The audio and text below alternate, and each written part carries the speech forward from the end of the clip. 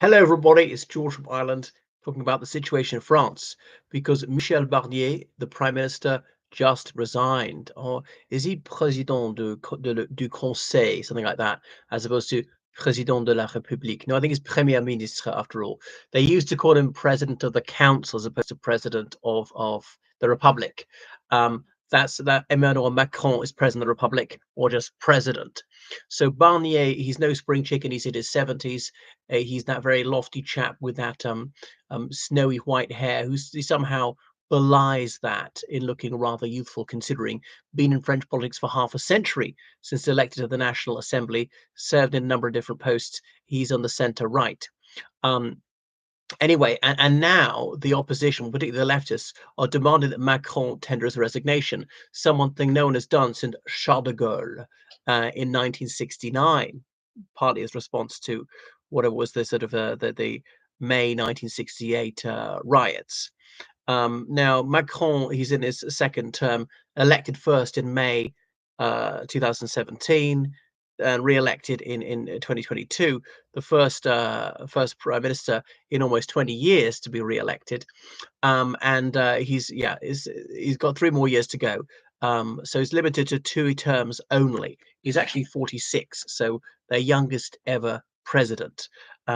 What's he going to do after he leaves politics? There's no limit on amount of time one can be prime minister. Well, not necessarily politics. He'd leave the Elysee Palace. He could do something else in frontline politics. So Macron, he used to be a member of the Socialist Party. Then he's had his own party, La France en Marche, which is a bit like France on the move. And he's governor, he's sort of negotiating with them. But the actual Parti Socialiste is not very big these days. Partly people defect to La France en Marche, which is not as big as when he founded it in 2016 and they won the elections in 2017. Now there's a Rassemblement National, often portrayed as far right.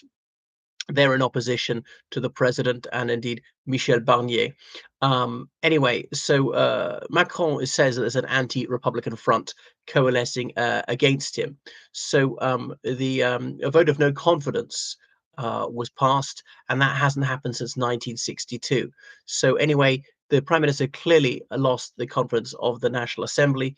And remember, he is appointed by the president, but must retain the confidence of the National Assembly. So equivalent in the British system is like the president's a bit like a monarch in that case.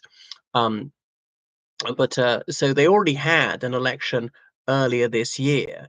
But the trouble is the parliament is just very evenly matched between the different factions. They can't move forward and they can't move backwards. Another election in the same year, they'd really try to avoid that, but that might be the only way to break the deadlock. Okay, so there's the left, right, and the center. Michel was sort of center, Michel Barnier. And remember, Michel Barnier was European Union's main negotiator during the Brexit talks with the United Kingdom. So anyway, the leader of the Socialist Party, Olivier Faure, said they've got to compromise. Could they have a government of national unity involving almost all the parties? Probably not. He wouldn't want a Rassemblement National, which I say is racialist. Anyway, what on earth is going to happen? So there's the new Popular Front, and there's France Insoumise. People often say France on bow. They're communist, really, and they often won't face up to the necessity of reducing taxation, because the new Popular Front, that's all the left wing parties, they got 193 seats. Ensemble Alliance, that's they got 166 seats. Les Républicains, which is a moderate right, they've only got 46 seats. Rassemblement National's got 142, and there are 29 of various very minor parties like the Greens. And they don't seem to be able to work together. No one can command a majority. Remember, Marine Le Pen, she still rules. She still leads Rassemblement National, which her father, Jean-Marie Le Pen, used to lead. He's about 95 now. Anyway, Marine Le Pen, she said that she has to remind Macron he's supposed to guarantee the constitution, and censuring the government is not against the Republican spirit, and indeed is explicitly provided by for the constitution. They're allowed to do that, simply exercising that right. So there is no prime minister at the moment. Macron says he'll appoint within the next few days. Well, I think it's telling he didn't say how many, 1 day, 2 days, 3 days. Why is it taking so long? Because he doesn't want someone to be immediately voted down by the by the National Assembly, which would humiliate him, which would pile on the pressure for him to resign. I'm not sure how that resolves the situation to be without him as well. So 331 MPs voted for the motion of censure against Michel Barnier. They only needed 288 to pass, so that they cleared that bar quite easily. So he resigned yesterday. The budget was withdrawn. It's to do with this because France has been living way beyond its means for a long time. It's just unpopular. It's a crisis of entitlement. So that's what causes revolution. We want this much in child benefit. We want this much on university spending. We want these whatever welfare payments. We want a very low retirement age. Is it 60 in France?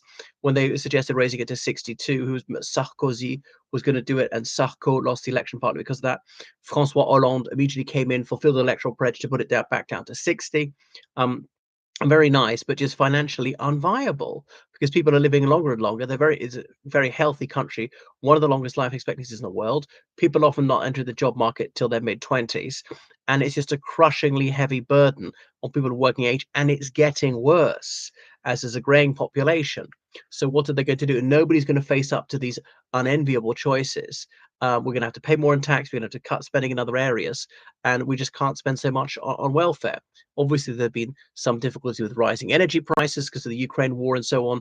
There's still the fallout of COVID to deal with, higher food prices because of the Ukraine war. They've had to beef up the spending, had to look after more refugees, and. So some people said that Macron ought to call an early election, but he really doesn't want to do so. As I say, he might eventually be obliged to do so. He hasn't said who is going to be the next prime minister, but they have to sort out the budget for the forthcoming year. Now, people say it could be Sébastien Lecornu, defense minister, or the interior minister, Bruno Retailleau, another centrist politician who stood for the presidency, Francois Bayrou, but he lost by miles. Um, so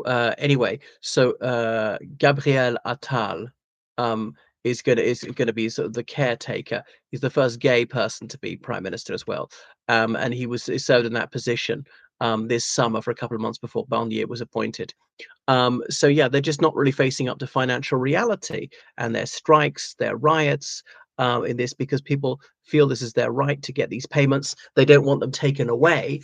Okay, but you're going to have to pay a lot more in tax, which they don't want to do. Is already a very high tax country, so they need a sort of a Maggie Thatcher to say to ram these things through. That this is just unaffordable, and we're going to have to work later. That is the reality. When the retirement age of 60 was set, that was beyond life expectancy. Most people paid into the system for decades, never saw a penny, died without claiming any. But now they're claiming it for over 20 years in most cases. So the country can't simply can't afford to do that. Most of the physically demanding jobs were crocked by 60. Farm laborers, factory workers, miners, construction workers, they mostly do office jobs. And so the retirement age has got to go up with life expectancy, but very few politicians have the cojones to say that because that would obviously spell doom to your electoral career. Well, thank you for watching my channel. Make sure you subscribe on Patreon, donate to PayPal, georgecallahan79@gmail.com. Goodbye.